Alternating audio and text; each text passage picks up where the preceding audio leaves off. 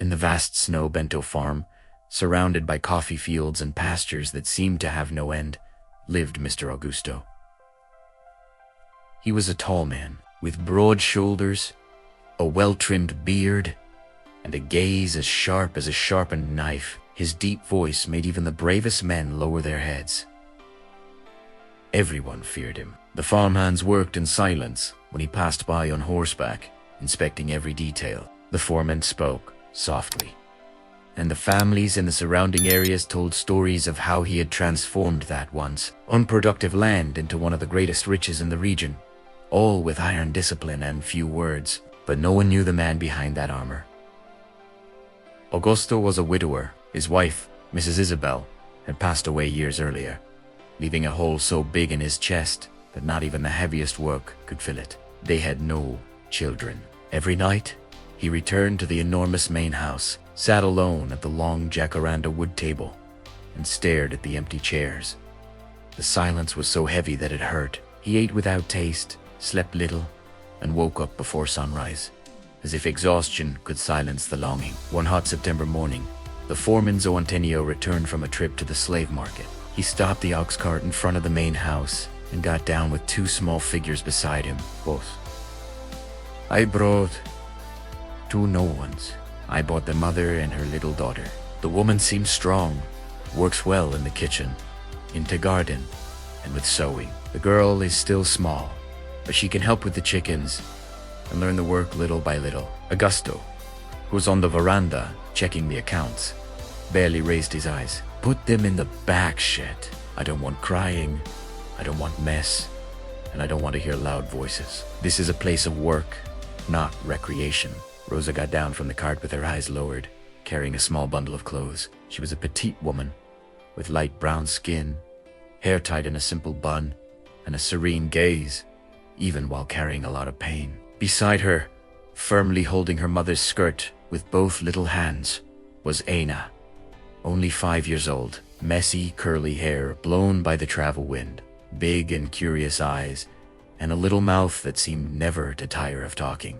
That first night, while her mother tried to calm her in the dark shed, Aina slipped out through the half-open door. Her bare little feet ran across the yard to the illuminated veranda of the main house. Augusto was sitting in the rocking chair, smoking his pipe and looking at the dark horizon. Augusto, Mr. Augusto, called the thin and excited little voice. The farmer turned his face abruptly, surprised. No one dared call him like that. What do you want here, girl? Go back to the shed right now. But Anna did not back down. She climbed 2 steps of the stairs and sat down, swinging her little legs. The moon is so big today. Look, it looks like it wants to talk to us. My mother said that when the moon is this round, it brings hope for difficult days. Do you like looking at the moon? Augusto remained silent. The pipe stopped in his hand. That sweet little voice cut through the air like nothing had managed to do in years. Go away, girl. This is not a place for a child. Anna lowered her head a little, but continued. My mother cried secretly today. When we arrived, she thinks you are very mean, but I think you are just very lonely. I also feel lonely sometimes when my mom is working. Do you want me to tell you the story of the little spotted chicken I had on the other farm? She was my friend. Augusto's hard heart gave a strange, almost painful squeeze. It was as if a small hand was poking an old wound he pretended not to have. He did not answer, but he also did not send the girl away. He stayed there, listening to the childish little voice, telling the story of the chicken with all the excitement in the world. Rosa appeared running shortly after, desperate, with eyes full of fear. Sorry, sir. For the love of God, sorry. She talks so loud. She didn't mean to disrespect you, Anna.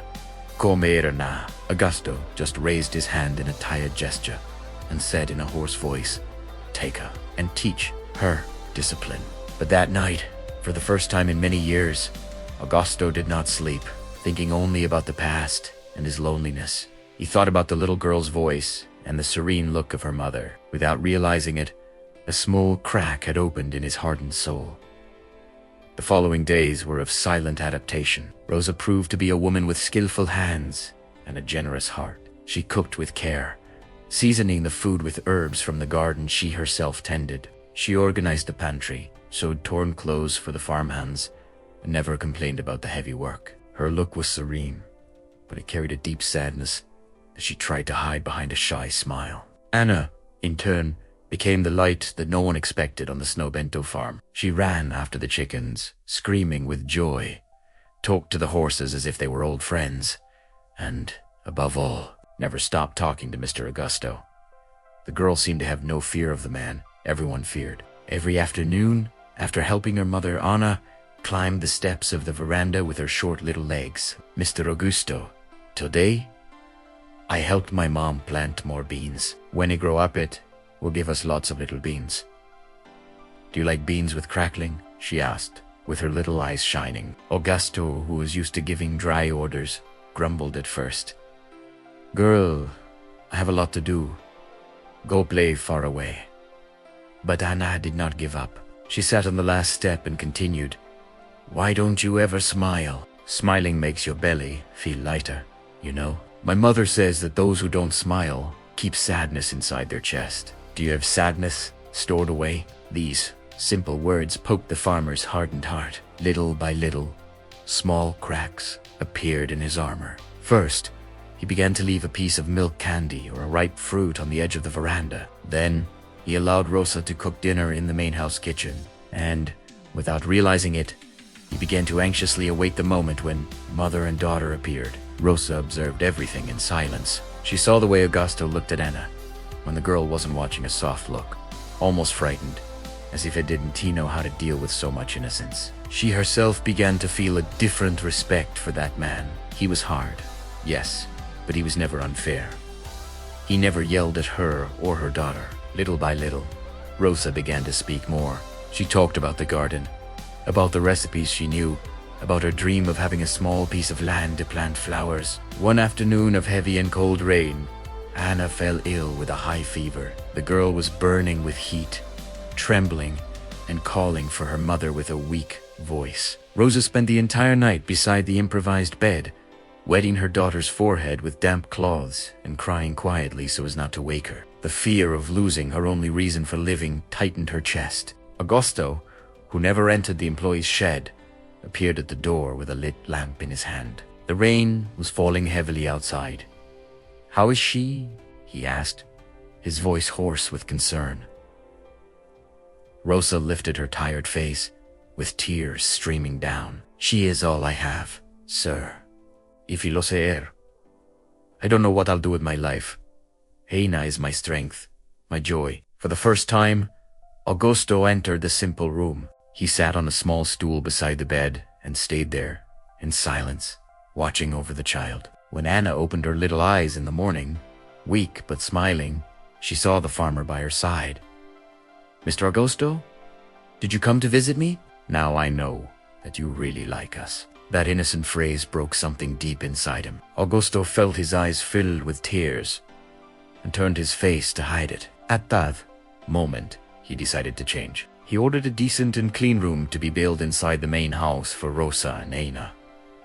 He began to have dinner with them every night at the big jacaranda table. He talked with Rosa about the farm, about the difficulties of the year, about dreams he didn't even know he still had. He discovered that she was intelligent, tender, faithful, and possessed a silent strength that he admired more and more. Love was born slowly, like a seed that breaks through dry earth after the rain. There were long looks, gestures of care, words spoken with respect. Neither of them rushed things. There was pain from the past, fear, and scars, but also courage to try again. Augusto was learning, for the first time, that being strong also meant opening his heart. Years passed on the São Bento farm, and what was once only silence and fear now overflowed with life. Anna grew up strong, cheerful, and full of energy.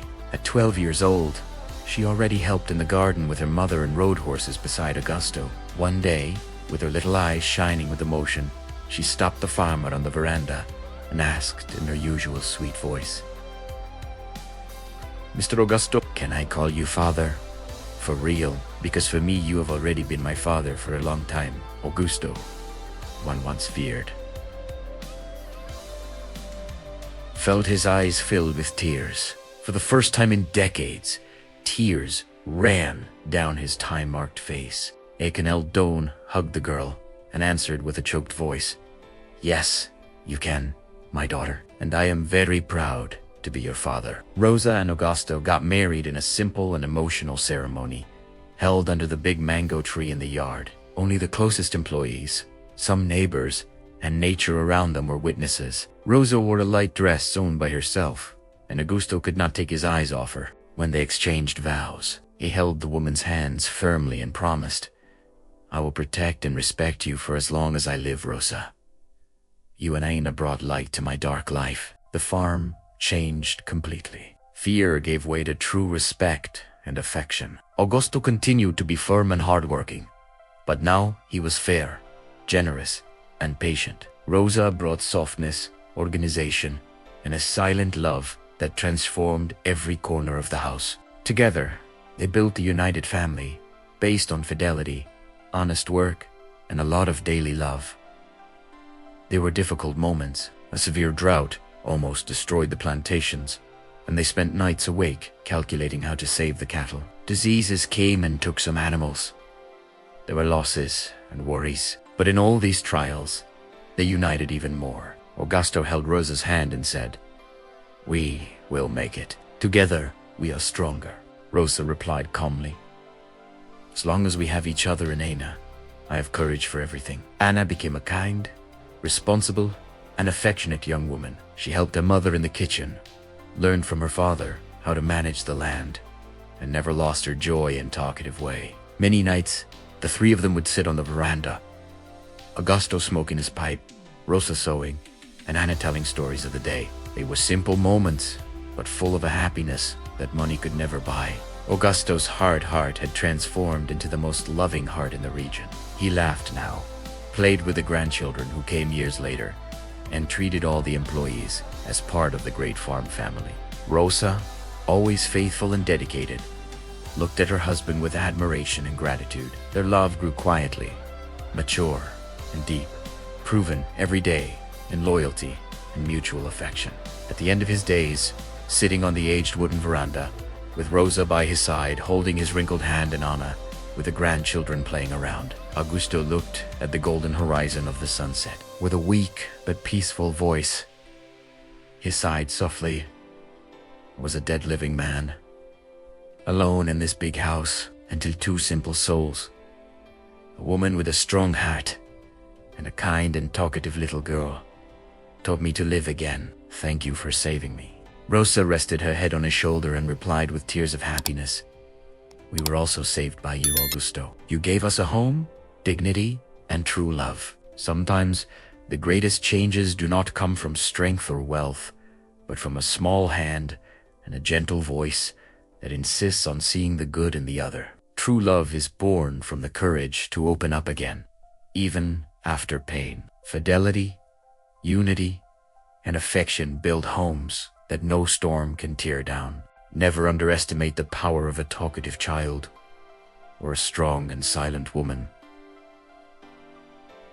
They can save an entire soul. If you were moved by this story, subscribe to the channel, turn on the bell, and leave your like. Share it with those who need to hear a message of hope and redemption.